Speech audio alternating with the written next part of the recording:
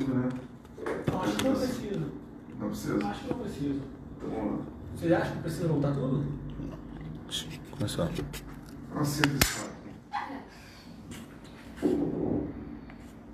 Entrei. Vamos lá? Foi. Bom, gente, então a gente vai dar prosseguimento à nossa live sobre abuso medicamentoso e câncer. Vocês podem estar fazendo as perguntas no momento que quiserem. A gente, na medida do possível, para o raciocínio e depois continua. Tivemos um pequeno problema técnico aqui com a nossa live, porque é ao vivo e a cores, e só os bons fazem ao vivo e a cores. Mais uma vez aqui, a nossa amiga Anne, que está contribuindo com a nossa live. Anne, pode continuar o raciocínio. Bem, né?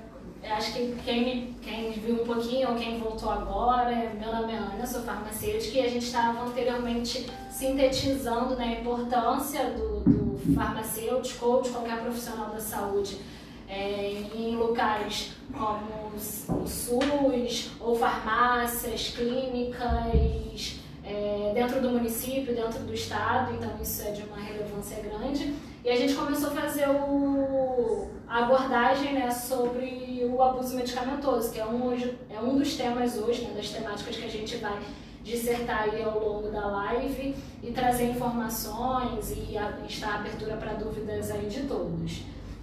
Como bem sinalizei, a gente conhece particularmente pelo menos uma ou duas pessoas que fazem uso de mais de uma medicação, né? Independente de ser medicações que sejam orientadas por médico, mas tem as medicações que a gente faz de uso rotineiro.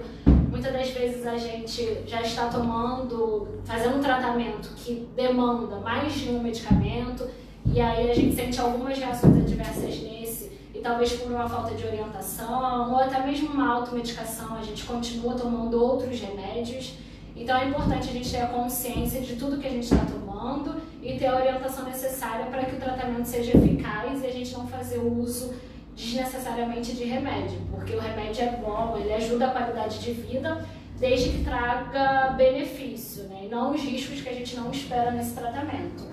Eu só tinha apontado mais ou menos que esse é um assunto de extrema importância, no entanto que foi já uma campanha em 2007 da OMS, que é a Organização Mundial da Saúde, relatando a grande quantidade de consumo da população que tem hoje de medicamentos.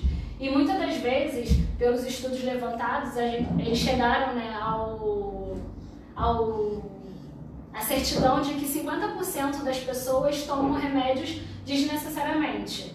Ou seja, por automedicação, ou seja, por uma falta de compreensão da prescrição médica, você não teve a orientação necessária, a dispensação muitas das vezes é feita de forma inadequada, principalmente quando a gente tem estabelecimentos municipais ou estaduais que não têm a medicação necessária para a utilização daquele tratamento.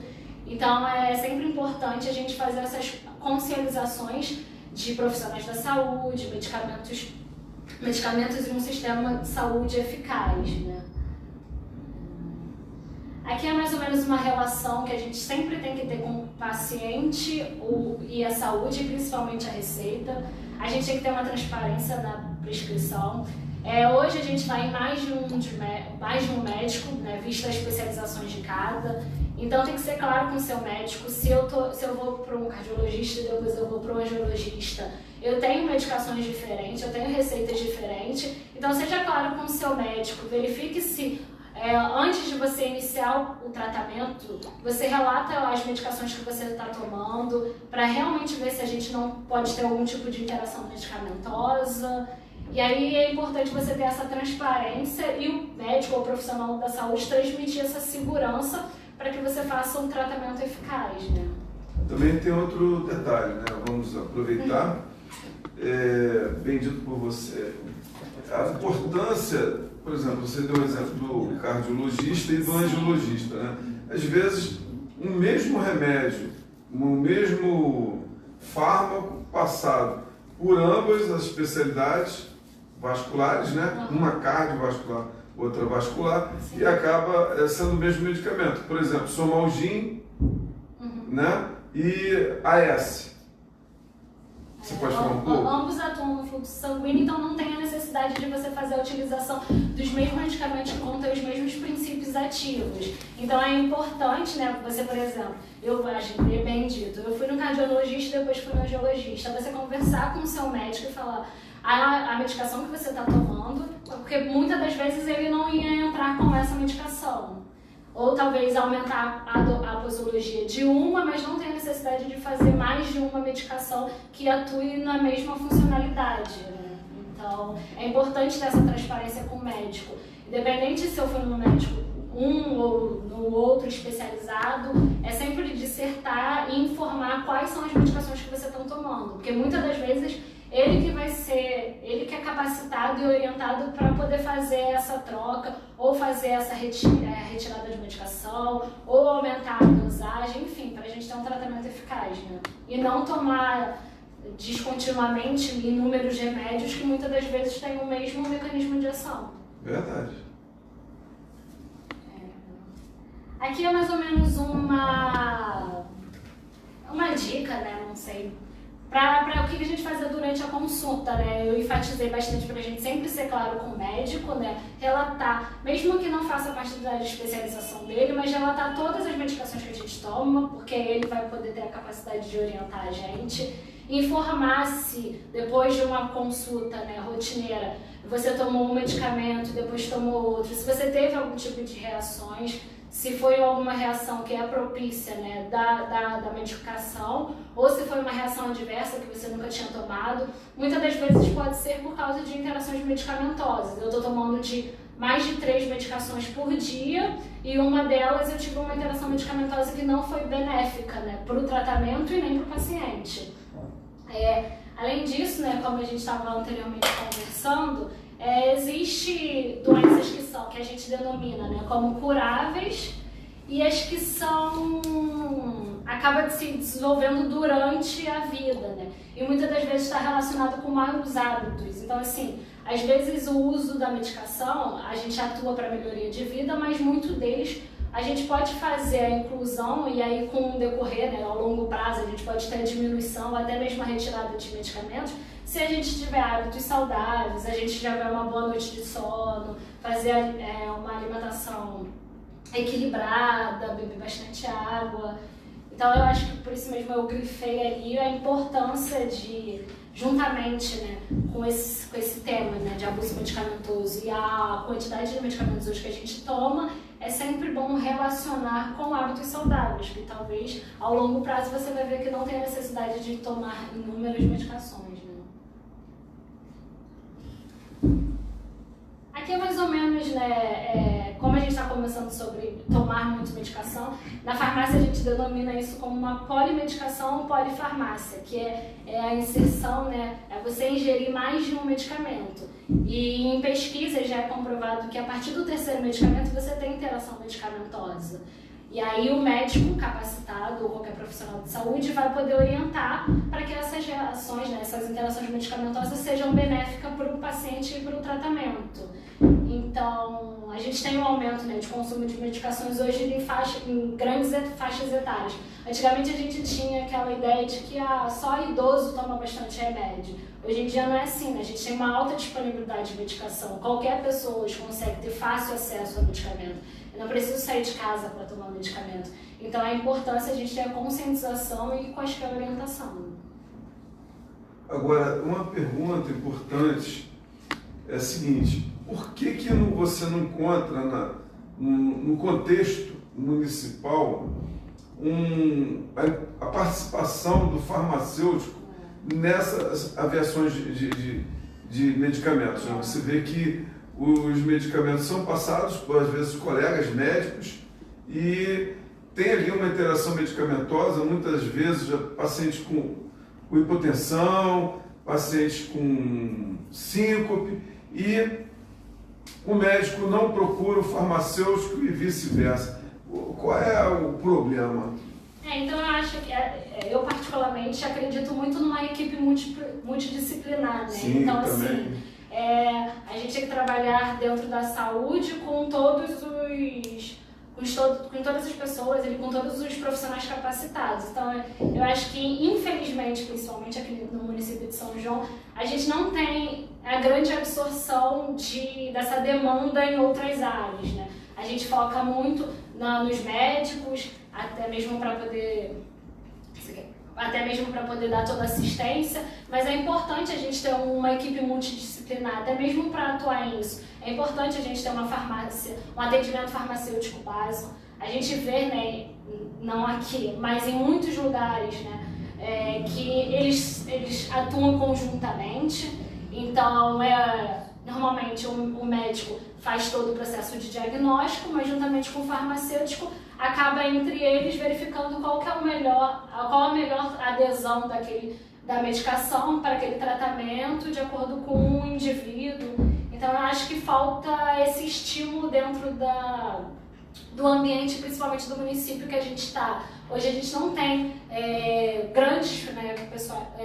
uma grande equipe capacitada, talvez por falta de recurso também, né? E aí a gente acaba designando toda a responsabilidade para o médico, que muitas das vezes poderia estar acoplando aí com outros funcionários da saúde, né? A gente não tem no nosso município, o que eu acho que deveria ter, um laboratório farmacêutico municipal. Não tem uma atenção farmacêutica básica, porque né? Não tem. Às vezes você quer passar um cálcio para o paciente, né, e ele não tem uma função renal legal, você quer reduzir a dose, você tem que mandar o paciente comprar o remédio. Se você, muitas das vezes, baixa renda. Se tivesse uma farmácia municipal de manipulação, contratando lá um farmacêutico, técnico de farmácia, né? Você poderia estar atendendo essas pessoas que não conseguem tomar o remédio na dosagem que é necessário para ele. Sim, Por exemplo, um AS, ele pode ter uma gastrite, então você pode diminuir para 875 miligramas. Poxa, como é que você consegue? Não consegue. Boa noite. Uma pergunta, Anne. Chegou aqui no Facebook, no WhatsApp, o rapaz relatando que ele faz atividades físicas e toma muito suplemento, toma comprimidos, essas coisas. Se isso se enquadra na polimedicação, se ele deve informar isso ao médico nas consultas ou não, porque... Então, sim, porque tem muitos suplementos, principalmente, por exemplo, creatina, que você tem que tomar grandes níveis de água para não poder ter problemas de rins. Então, assim, talvez, e hoje, muitas das medicações, né, ela tem como absorção, né, como final, fígado e rins. Então é importante você conversar com o médico, independente da gente achar, né, que é um suplemento normal, talvez não possa acarretar grandes reações, mas é importante conversar com o médico tudo que a gente faz uso. Até mesmo porque hoje as interações medicamentosas não são necessariamente só medicamentosas. A gente tem interação medicamento e alimento, medicamento e até próprios derivados como leite, cafeína. Então é importante a gente ter esse esclarecimento e a transparência com o médico, até mesmo para não acarretar reações de depois futuras. Nesse caso, se eu tomo um suplemento, não ter problemas de rim, se eu estiver tomando outro, que o acúmulo, a excreção dele total, né, seja de uma forma renal, eu acho que é importante. Né? Porque tem outro detalhe também, né? Ele faz academia, perde água. Isso. Toma, vamos supor aqui, creatina, né? Isso. Sobrecarrega o rim, né? E faz alguma medicação, que a grande parte dela, né? A excreção final passa pela via renal. E isso pode, a longo prazo, acarretar em reações que a gente não deseja. Mais uma pergunta para a Anne. A senhora Eliette Lopes está perguntando quais os riscos que podem causar o excesso de medicamentos no organismo, desculpa. Ao longo prazo, eu acho que qualquer medicação, ela sempre tem que ser orientada para o médico e a gente tem que ter a consciência do que a gente está tomando e até mesmo para a gente ter uma eficácia, né, ao longo prazo e do nosso tratamento, né. Muitas das vezes a gente, por ter essa alta disponibilidade de medicação, a gente toma medicamentos desenfreados, por exemplo, o caso do paracetamol. Hoje todo mundo está com dor de cabeça, vai lá e socorre um paracetamol que tem em casa. Você não precisa nem sair de casa para poder pegar, você liga para a farmácia e ele vai lá. Então, assim, ao longo prazo, a gente fazer o alto consumo de medicações, mesmo que a gente defina como medicações que não vão acarretar grandes reações, isso é prejudicial. Por exemplo, o grande ao longo prazo, né? Você tomar bastante paracetamol, que hoje, por exemplo, o Tilenol, é o primeiro medicamento mais vendido no Brasil, isso pode ter um problema de insuficiência hepática lá na frente. Então, assim, é bem grave, independente da medicação que eu tomo, por eu achar que às vezes não vai me fazer nada, você tem que ter uma orientação médica. A automedicação, ela pode interferir muito e acabar prejudicando não só o tratamento, mas também a longo prazo a saúde do paciente. Agora, uma pergunta bem interessante aqui da Kelly. É verdade ou mentira que quando se está tomando um medicamento não se pode ingerir bebida alcoólica? Depende da medicação, assim. E depende de qual medicação você também está tomando. Por exemplo, você tomar anticoncepcionais, é claro que a bebida alcoólica vai interferir no mecanismo de ação. Então a gente vai ter aí uma reação, né, uma interação entre remédio e substância, né, entre o álcool, e a gente pode ter a queda da potencialização da medicação. Mas aí eu acho que com a orientação médica a gente consegue ver qual é o medicamento que você está tomando, para juntamente a isso saber se é necessário, é proibido ou não você ingerir bebida alcoólica.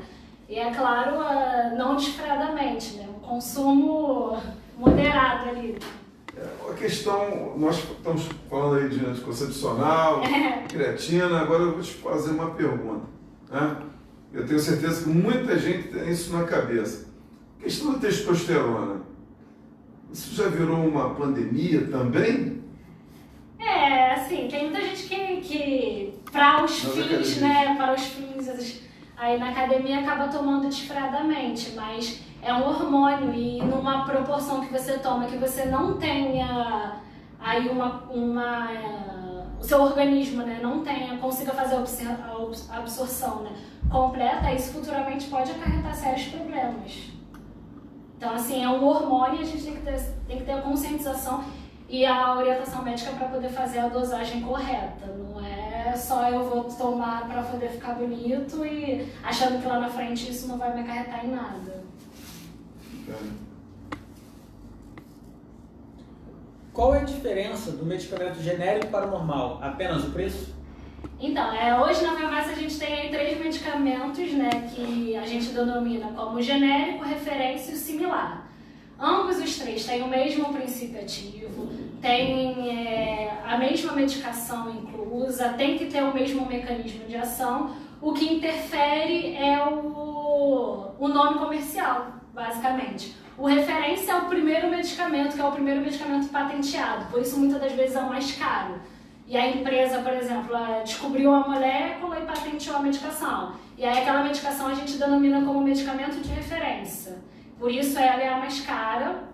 E após isso, né, depois de 20 anos, a gente consegue fazer as medicações ou similar ou genéricas. E o que difere, na verdade a genérica e a similar é basicamente a mesma, o que atua diferente é o nome comercial. Muitas das vezes a gente compra o medicamento não pela molécula, né, mas sim pelo nome comercial. Tilenol, o Eno, que é um sal, a gente acaba comprando pela medicação, mas o que interfere é isso. E com a orientação do médico, o médico até normalmente ele prescreve, ou se ele quer um remédio, né, similar, ou se ele quer um remédio genérico, mas muitas das vezes é o mesmo mecanismo de ação, não tem nenhuma diferença.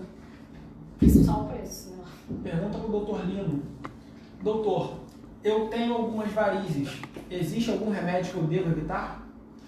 Se você tem varizes de grosso calibre, como a gente está acostumado aqui, boa pergunta. A gente indica alguns medicamentos, né? Evitar, eu diria, são os bloqueadores do canal de cálcio. Por quê? Porque eles diminuem a força das células musculares lisas da parede das veias, e então diminuindo também o tônus da veia, que já tem uma parede muito fina, ela tem uma túnica média muito fina, dilatando e levando a uma insuficiência venosa, né, relativa.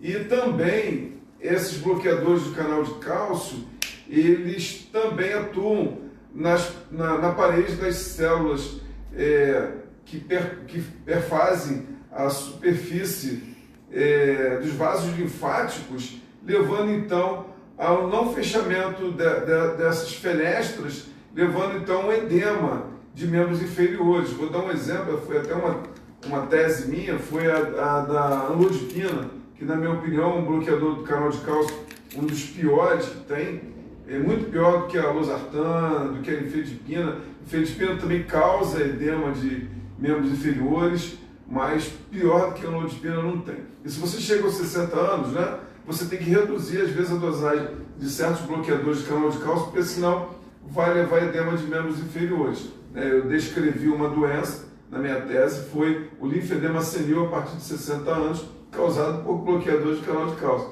dentre os quais que eu estudei foi a amlodipina. Cerca de 30% dos pacientes que tomam amlodipina vão ter algum tipo de edema de membros inferiores. Então, tu não precisa tomar remédio nenhum, troca o remédio. Você pode usar um bloqueador da angiotensina, né? Você pode usar um diurético, porque você vai estar com um problema ali, você vai ter que tomar um remédio para corrigir o efeito do outro remédio, né? Então, essa pergunta foi muito importante para a gente, né? Parabéns aí, quem foi que fez a pergunta? Joana. Joana, foi muito boa essa pergunta, foi top. Pode continuar. Acho que tem mais perguntas. Tem, um monte. E... Anny, por que tem remédio que deve ser ingerido com água, outros com leite? Qual é a diferença? Então, bem como a gente pontuou, são as interações medicamentosas que acontecem, né? E não só as interações, como a gente comentou aqui, é de medicamento com medicamento. A gente tem muito como medicamento e alimento. Então, tem medicamentos que eu não devo ingerir com café, porque o café tem altos índices de cafeína, e isso pode acarretar, né, uma reação não inesperada para a medicação. Então, eu posso ter uma diminuição potencial aí do seu mecanismo de ação. Então, é necessário fazer, assim que o médico, né, fazer a prescrição para você, você tirar essas dúvidas no decorrer da consulta. Perguntar se existe algum alimento, não só alimento, qualquer fitoterápico que eu estou tomando, chá, qualquer medicação, enfim, que eu tomo, né, no decorrer do dia, se isso possa futuramente, no decorrer do tratamento, ter algum tipo de interação. Então, é por isso que a importância da orientação médica, e assim como da equipe multidisciplinar, dos farmacêuticos, dos enfermeiros, enfim. Tem outra questão também, eu acho que a gente podia bater nisso, que é a seguinte: o cidadão tem um comprimido lá, tem medicamentos que são de absorção gástrica. Sim, e outros de absorção entérica. Aí o cara vai lá, amassa um medicamento. Você podia falar alguma coisa? Ou se não corta no meio. Para diminuir o tamanho. Isso, que vai... Não, é assim, o medicamento ele tem um mecanismo de ação e a via de metabolização. Então é importante, se eu tomo um remédio que a absorção dele vai ser via gástrica, eu quebrar ele ou partir ele no meio, isso, amassar, não vai ser 100% eficaz no meu tratamento. Então, assim, é respeitar a posologia e a orientação da medicação. Se eu tomo um medicamento sublingual, o medicamento tem que ser sublingual. Ou se eu tomo o medicamento inteiro, e a gente muitas das vezes parte o medicamento achando que eu tomo essa metade porque eu não estou tão assim, depois eu tomo outra. A medicação é feita de uma forma geral. Eu não consigo partir no meio e saber que eu estou tomando 50% daquela medicação. Então a gente tem que ter a conscientização e o uso racional do medicamento conforme foi prescrito. Né? Eles fizeram uma pergunta do anticoncepcional com álcool. Agora, ocasionalmente vem uma mulher dizendo assim: pois tomava o remédio direitinho e engravidei. Já houve no passado, na década de 80, o caso das mulheres que engravidaram com medicamento de uma determinada empresa, que não cabe aqui dizer o nome. Mas de vez em quando acontece isso. É o quê? O cara acaba de jantar e toma o anticoncepcional? Não, porque... Ou seria umas dicas que você daria para as mulheres com relação ao anticoncepcional oral? Não faça isso porque não vai fazer efeito. Então, assim, todo medicamento que a gente toma, ele tem um mecanismo de ação. Então, no entanto, que é por isso que é prescrito de 6 em 6 horas, de 8 em 8 horas, de 24 a 24 horas, porque ele tem um mecanismo de ação. E muitas das vezes o mecanismo ele tem o seu efeito potencializado e no decorrer do dia, até tomar outro, ele vai diminuindo. Então, o que acontece muitas das vezes é que a pessoa, né, a mulher, quando vai fazer, né, o uso de uma outra medicação, né, incluir um medicamento no devido tratamento que eu estou fazendo, eu não uso a abordagem do uso do anticoncepcional. E principalmente o antibiótico, né, que tem muita interação medicamentosa com o anticoncepcionais. E isso que diminui a potencialização do remédio. Então, futuramente, a gente já conheceu e acho que talvez vai escutar aí muita da gente falando: ih, tomava o remédio direitinho, mas o meu médico não comentou que o anticoncepcional cortava o efeito. Então, por isso que a gente enfatiza que é importante você chegar no seu médico e relatar todos os tipos de medicamentações que você toma.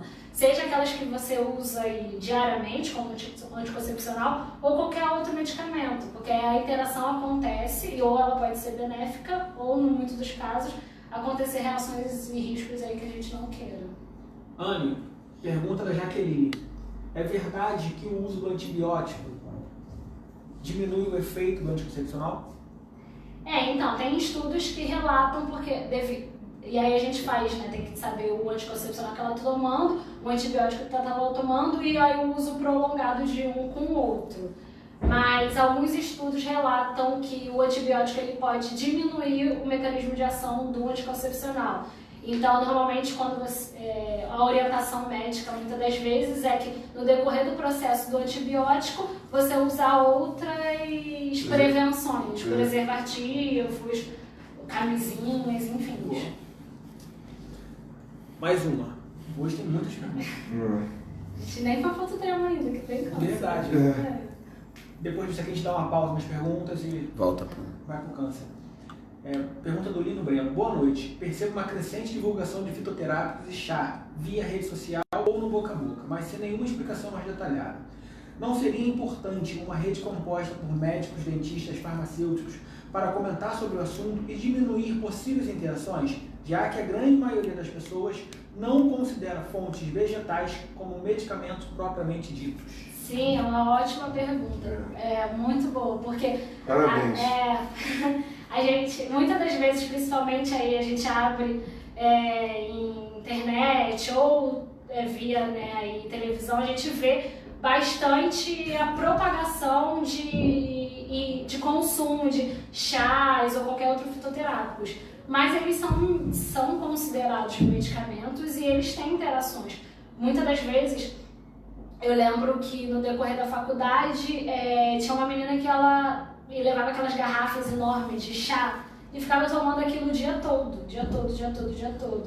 Então, assim, tudo que você toma de uma forma exagerada e contínua, isso pode provocar efeito. E o chá verde, por exemplo, ele é muito hepatotóxico, ou seja, ele pode, a longo prazo, você ter uma insuficiência hepática. Se você tem uma insuficiência hepática, você morte. Então a gente tem que ter a conscientização que o uso indiscriminado das plantas medicinais, dos fitoterápicos é importante, a gente tem que ter uma orientação médica para aquilo. Não é só porque é de fácil acesso, minha vizinha, minha amiga toma um chá e emagrece e eu vou ficar tomando desfreadamente.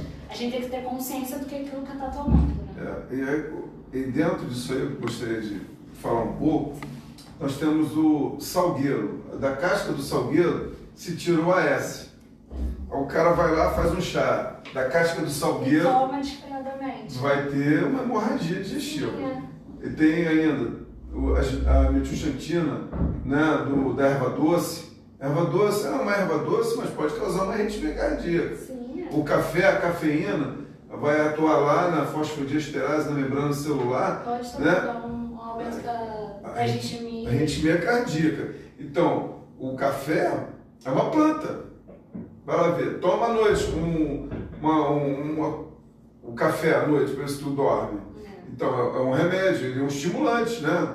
Então, não esquecer, né, que o café, né, da planta, café, a gente não pode esquecer que ele pode vir da planta. O hibisco, propriamente dito, aumenta também. Né? O hibisco, a erva doce, aumenta também o batimento cardíaco. Então, se tira os remédios das plantas, né? Então, hoje a gente tem estudado bastante a folha da goiaba como cicatrizante para tratamento de feridas. Então é uma coisa muito importante essa questão aí, né? Foi uma boa pergunta, até mesmo porque hoje a gente conhece inúmeras pessoas que fazem uso desfreadamente de medicamentos fitoterápicos, mas são medicamentos que ali têm princípios ativos que podem atuar no nosso organismo. Para o aumento da pressão arterial, arritmias, a gente pode a longo prazo ter insuficiências, seja hepáticas, renais ou fígado, e assim é importante o uso e a conscientização adequada, né, das medicações. A carobinha, eu me lembro da carobinha, chá de carobinha mata, né? É hepatotóxica. É hepatotóxica. A carobinha é para usar na ferida, e nem eu indico a carobinha, né? Então você tem diversas plantas que são tóxicas também, e aí pode dar reações não benéficas para o próprio paciente, né? Pelo uso aí indiscriminado. Tá, então vamos lá. Agora a gente termina a tua palestra. Então, dentro do abuso medicamentoso, acho que só para a gente finalizar aí, o que a gente de fato pontuou, eu acho que o principal é a gente ter uma orientação médica adequada, ter profissionais hoje na saúde inseridos no município, no estado, para poder fazer essa orientação, essa dispensação correta. Então isso é muito importante. Se tem algum tipo de dúvida, seja mais banal, qualquer uma, você converse com o seu médico ou solicite algum outro profissional de saúde para que possa trazer esse esclarecimento. Então é muito importante, né, quem sabe futuramente aí em São João, a gente possa ter uma equipe multidisciplinar dentro do município dando esse apoio para os cidadãos, né?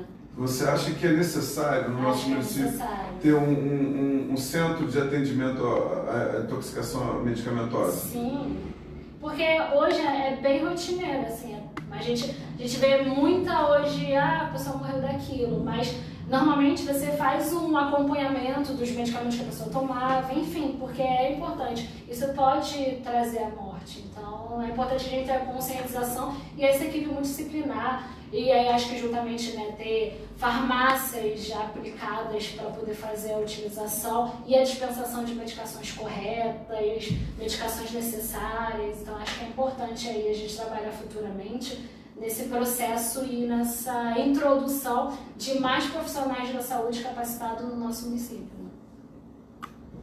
Tá, então agora a gente vai falar sobre câncer e o tratamento de câncer, né? Então a Anitta aqui vai nos ajudar a desenvolver esse tema, que é um tema muito importante. Câncer, na verdade, é uma alteração da célula, é uma atipia da célula normal, e essa célula começa a se multiplicar tomando um órgão ou sistema e se espalhando, né? Então nós temos o câncer, é uma alteração do DNA daquela célula e ela torna-se uma célula sem controle, uma célula agressiva. Nós temos diversos tipos de câncer, né? Nós temos câncer de pele, vamos ver alguns cânceres assim, bem comuns que aconteceram no meu consultório em um mês. Em um mês, vamos ver 3 tipos de câncer aqui, de pele, que as pessoas vieram aqui para tratar a ferida, mas na verdade a ferida, aquela feridinha era um câncer, né? Então nem sempre ferida é ferida, essa ferida pode ser câncer, né? E também eu gostaria de enfatizar a importância do farmacêutico na retaguarda quando ocorre a falta de quimioterápicos no tratamento do câncer, né? O município ter uma retaguarda. Hoje você vê uma pandemia, não tem respirador, né? Você não tem nada. Então, a mesma coisa é o câncer. A gente não pode esquecer que não existe só as pessoas morrendo de Covid. Existem pessoas também morrendo por falta de medicamento para o tratamento de câncer, né? Tratamentos de leucemia, câncer de mama, caramba, câncer de mama, né, Anne? Muito importante você ter o tamoxifeno. E são câncer, na rede básica municipal, né? A gente pode fazer o diagnóstico de uma forma municipal, né? Pelo próprio SUS do seu município, do seu estado. A gente não tem que ter necessidade de ter esse direcionamento para o INCA. A gente tendo um diagnóstico, né, preciso do tratamento, até mesmo isso pode ajudar, né? A gente ter um diagnóstico precoce da doença e aí aumentar a qualidade de vida daquele paciente e a cura dele, né? Então é importante a gente ter essa consciência, essa condição, né? Vai passar mais alguns slides? Aí foi mais ou menos alguns tópicos, né, que normalmente quando a gente disserta sobre esse tema acaba surgindo, mas alguns mesmo você já até comentou, né, como surge, alguns exames, aí a gente tem o AFP, né, que é a proteína que a gente consegue ver, que normalmente a gente passa, assim como topografia, a gente pode fazer a utilização, histologia, então é muito importante hoje a gente ter, né, equipamentos, né, que atuem na identificação, né, no pré-diagnóstico do câncer, que a gente consiga fazer um estudo sobre histologia para aquele paciente. Então é importante a gente ter hoje, né, equipamentos adequados para a gente poder fazer quanto mais rápido o diagnóstico daquele paciente, né. Aí como o câncer é curado, na verdade, existem relatos que os médicos propriamente ditos, né, que a partir de 5 anos, não tendo qualquer tipo de reincidência, né, isso fazendo os exames periódicos, pode ser ou não, isso aí depende também do organismo, depende de qual câncer você está fazendo a realização do tratamento, como o câncer se espalha, né. Hoje a gente não tem uma via única, existem fatores internos e externos que podem fazer o surgimento do câncer, né? Então aí os externos a gente tem muitas das vezes a irradiação solar, que pode futuramente, se a pessoa não ter cuidado aí eficiente, pode trazer um câncer de pele. Fatores internos, a gente tem hormônios, desregulação de hormônios, mutações genéticas. Então assim, a gente não tem uma via única de como surge, aparentemente. E aí, bem como você pontuou também, hoje existem diferentes tipos de câncer. A gente tem os carcinomas, os sarcomas, leucemias, os cânceres do sistema nervoso central. Então é importante a gente ter, né, principalmente, detectar se a pessoa, fazer o diagnóstico precoce para poder fazer a adesão de um tratamento correto e fazer, né, a diferenciação daquele câncer para a gente entrar com as medidas aí de controle, seja químio, rádio, enfim. Acho que é importante também a gente pontuar, né, principalmente como eu falei aqui, que existem fatores externos que podem acarretar no surgimento de câncer para aquela pessoa, né? A gente tem o tabagismo, que pode, num longo prazo, você ter um câncer de pulmão, hábitos alimentares, o alcoolismo, hábitos sexuais, que depois a gente pode até, né, pontuar sobre HPV, e aí chegar a vir a ser um câncer de colo de útero. Então, assim, são hábitos que a gente pode ter o controle, que são hábitos externos, para a longo prazo a gente não aflorescer, né, esse tipo de doença. Eu acho que a gente poderia também estar colocando aqui a questão dos hormônios. Sim. Tanto o hormônio feminino como o masculino, hoje você encontra muito nas academias a testosterona, que é muito importante isso, né? Virou uma epidemia a testosterona. Eu acho que junto com o tabagismo leva a AVC também, outras doenças, outras comorbidades, né? E câncer também. Por exemplo, o cara quando toma testosterona, ele não pode esquecer que ele pode pegar um câncer na bexiga, câncer no cérebro, próstata. Então, mulheres tomando testosterona, problemas sérios mesmo com a testosterona. Eu acho que, inclusive, deveria ter um controle desse medicamento, controle com receita carbonada, sim, né? Porque está muito... Ficou um uso desfreado, né? É fácil acesso, e aí como a gente pontuou lá atrás, né? Tudo que tem uma alta disponibilidade e fácil acesso pode futuramente ter... a gente pode ter provocações aí, riscos que a gente não queira, mas é porque a gente faz um uso indiscriminado sem qualquer tipo de orientação, né? Você vê o Durateston, que é usado direto, né? Então o cara tem disfunção erétil, Durateston. Quer ganhar massa muscular, Durateston. E aí vai. É um problema mesmo, né? Sim. E o tabagismo, é isso aí. Aqui a gente comentou mais ou menos sobre o diagnóstico precoce e o rastreamento, né? Hoje tem o câncer, a gente consegue fazer muitas das vezes o diagnóstico precoce, e hoje a gente também tem o rastreamento, que tem algumas famosas até que já faz uso. É que quando você não tem, né, não apresenta ainda nenhum sintoma, mas você consegue fazer por uma linha genética saber se futuramente você vai ter. O rastreamento não serve para todos os cânceres, a gente só consegue hoje trabalhar em cima do câncer de mama e o do colo de útero, mas talvez aí com a ciência desenvolvendo, quem sabe a gente pode fazer. Mas o importante hoje é a gente ter pessoas capacitadas para inicialmente fazer o diagnóstico precoce da doença, né?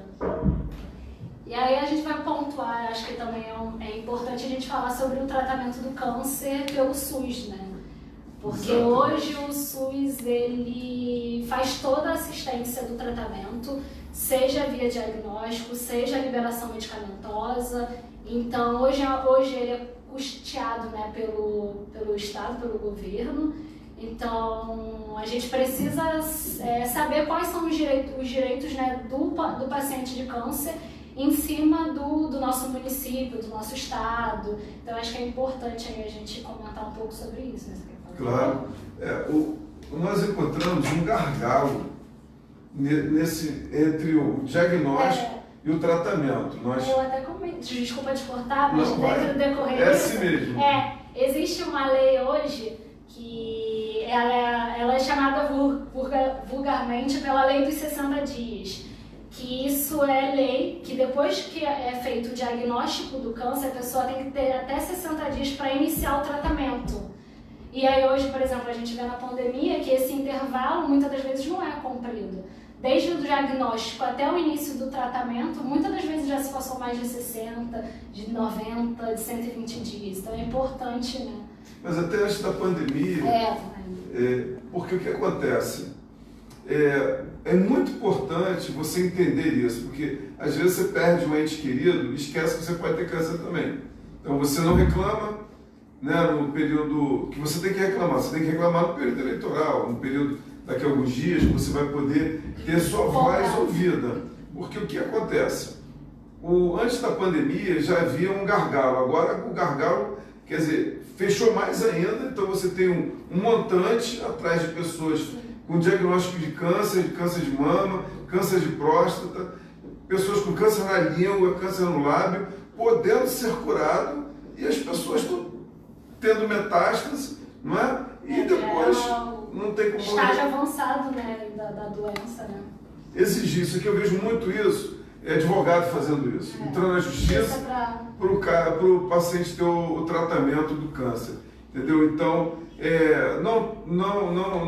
não deixe nunca de fazer se fazer valer a pena a sua palavra, porque não troque o SUS pelo futebol, por uma caixa de cerveja, por algumas coisas que não vale a pena. Não vale a pena certas coisas, né? Porque a saúde não tem preço. Bem como é o slogan do SUS, né? Saúde é um direito de todos. Então, para o tratamento oncológico, toda pessoa pode ser custeada pelo câncer. Então, mesmo que você iniciou o tratamento numa rede privada, as medicações são disponibilizadas pelo câncer para o tratamento oncológico, então você tem esse direito. Não necessariamente eu tenho que iniciar o processo numa rede pública. O SUS hoje ele faz toda a dispensação dos medicamentos. E é importante, né, sintetizar que se eu tenho uma farmácia hoje no município que seja capaz, né, de fazer a disponibilização desse medicamento, eu vou ter um nível, né, de cura bem maior, né, potencialização é bem maior do que eu iniciar um tratamento que muitas das vezes eu não tenho um remédio ali disponível.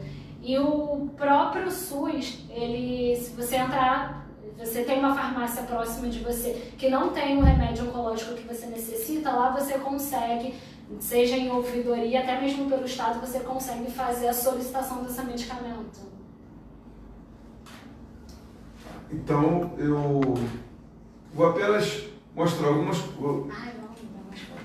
Então, vamos lá. Vamos ver alguma coisinha rapidamente aqui, tem 2 minutinhos. Perguntas podem fazer, vocês têm 2 minutos. Vamos mostrar apenas alguns tipos de câncer. Isso nos últimos 30 dias aqui com a gente. O abuso medicamentoso, então está aqui, né? O paciente chegou aqui para tratar uma dor. Olha o que tinha de remédio, estava na minha mesa. Olha a quantidade de remédio para uma dor nas pernas. Foi o objetivo da live da semana passada. Olha isso aqui. Ah, isso aqui. Não, calma. Estamos com pressa, mas então aqui a Anne pode falar alguma coisa aqui sobre isso aqui. Tem até celecoxib aqui, ó. A gente vê muita medicação pro mesmo mecanismo de ação, né? Então eu não tenho necessidade de tomar inúmeros medicamentos com posologias, né, diferentes. Aqui é 20 miligramas, aqui eu tô tomando 5 miligramas, aqui já é 500. Então assim, eu tô tomando um medicamento que às vezes tem o mesmo mecanismo de ação, mas em quantidades diferentes. Então assim, eu não vou ter uma eficácia no tratamento mediante a isso, né? O outro, próximo. Aí, esse aqui é para uma lesão, para uma ferida. Para uma ferida o cara usava isso tudo. Quer dizer, aqui você tem um corticoide, aqui você tem uma colagenase, que é para fazer a destruição do colágeno, aí você tem um antibiótico, e aqui você tem um corticoide junto com antibiótico, né? Então, você já estava tomando corticoide também. O que você acha disso aí? Vai curar a ferida do cara? Ainda mais de fazer a utilização do corticoide, a gente tinha antes de começar a live pontuado, né? Porque é um medicamento que a gente tem que ter uma orientação certa, porque o corticoide a gente inicia, mas a gente não pode, de uma forma interrupta, acabar o tratamento. Ele é tirado de forma descontínua, então é de pouco em pouco. Então aqui ele está fazendo uso de mais de um corticoide, e aí do nada ele pode parar e isso não tem nenhuma mal agregação no tratamento dele, né? Aí errar. Então, esse aqui é um paciente que veio, isso aqui foi numa live anterior, isso aqui foi passado por diversos médicos, vendo a doença do paciente, e aí você entra, se você for comparar com o slide anterior, você vai encontrar nebacetim, a colagenase está sempre presente, o corticoide sempre presente, né? Então você vê essa quantidade toda de medicamento. A próxima é um câncer de pele, próximo. Outro câncer de pele, próximo. E esse aqui é o câncer de pele que eu acho que gostaria de que ficasse na imagem de vocês. Próximo. Tá aqui. Borda pique, olha lá, ferida suja, próximo. E aqui o buraco que fez no ombro do paciente, né? O paciente pegou muito sol, né? Então, câncer de pele. E o cara passando remédio para câncer, para ferida no câncer de pele, né? É um absurdo. E o que eu digo para vocês é cuidado, bastante protetor solar. Eu gostaria que a Ana desse uma dica aí de protetor solar para evitar o câncer de pele. E alguma pergunta, se por acaso houver. Aqui nesse caso, por exemplo, ele estava iniciando, né, o tratamento para uma ferida, achando que era uma ferida, mas era um câncer de pele, né? Então, a gente tem que fazer, né, uma busca, né, da orientação correta. Chegou uma até pele dessa branca, quais são qual é o fator que você indica? A partir de pelo menos 50, 60 aí. E não só usar protetor solar quando estiver em sol. O protetor solar é uso contínuo. Se eu estou saindo nublado, se eu estou ficando em casa, porque as irradiações acontecem não só pelo sol. Então a gente tem que ter a consciência disso. Né? Então, diretamente pelo sol. Então é importante, a pessoa mergulha, entra na água, volta, coloca o protetor solar de novo. Acha que só ali está embaixo